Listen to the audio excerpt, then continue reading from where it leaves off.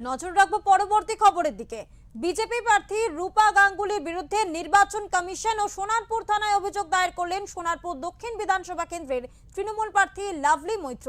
অভিযোগ, কালিকাপুর 2 নম্বর গ্রাম পঞ্চায়েতের সাহেবপুর প্রাথমিক বিদ্যালয়ের 267 নম্বর বুথে ভোট গ্রহণ শেষ হওয়ার পর বুথে প্রবেশ করেন বিজেপি প্রার্থী।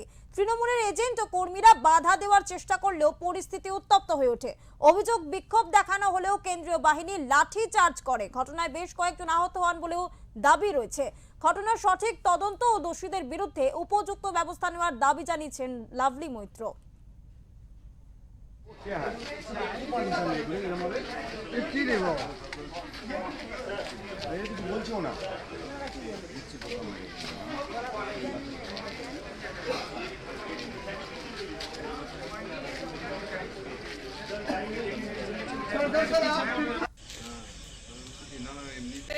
অভিযোগ বলতে সন্ধ্যে 6টায় ভোট শেষ হয়ে যায়, সেটাই আমরা জানি নিয়ম। তারপরে 6টা বেজে যাওয়ার পরে একজন ক্যান্ডিডেট কি করে বুথের ভিতরে ঢুকলো, বিজেপির ক্যান্ডিডেট রূপা গাঙ্গুলি, তিনি কি করে বুথের ভিতরে এসে ঢুকলেন আমার জানা নেই।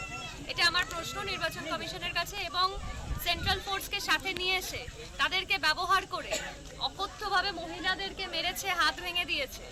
একজন আমাদের কর্মী, তিনি সিরিয়াসলি ইনজিওর্ড, তার আজকে সকালে স্ক্যান করা হয়েছে, তার ব্লিডিং হচ্ছে এবং তার কিন্তু শরীরের অবস্থা ভালো নেই।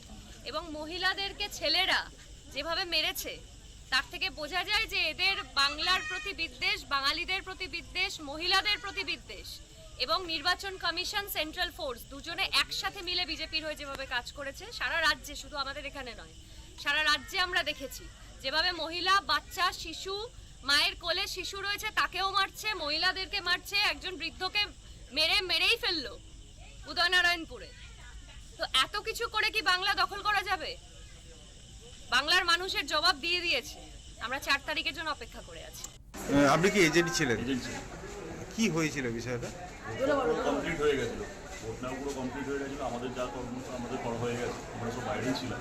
হঠাৎ করে উনি কোথা থেকে আসলেন, উনি বলতে রূপা গাঙ্গুলি, হ্যাঁ, কোথা থেকে নিজের ফোর্স নিয়ে নিজে চলে আসলেন। উনি কাউকে কিছু না বলে হঠাৎ করে এসে ভিতরে চলে গেলেন। বাইরে থেকে গেটটা পুলিশ এসে লক করে দেবো, সিআরপি লক করে দেওয়ার পর আমি যখন সামনে গিয়ে যেহেতু পোলিং এজেন্ট ছিলাম, আমি বললাম যদি উনি ঢুকতে পারেন তাহলে আমরাও ঢুকবো, কারণ আমাদের ব্যালট বক্স ভিতরে, উনি যা খুশি করতেই পারেন।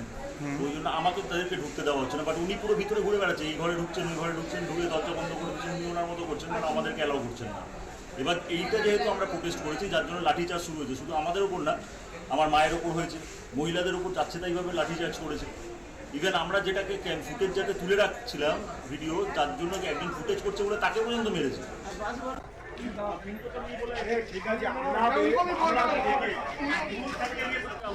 আমাদের ব্যালেট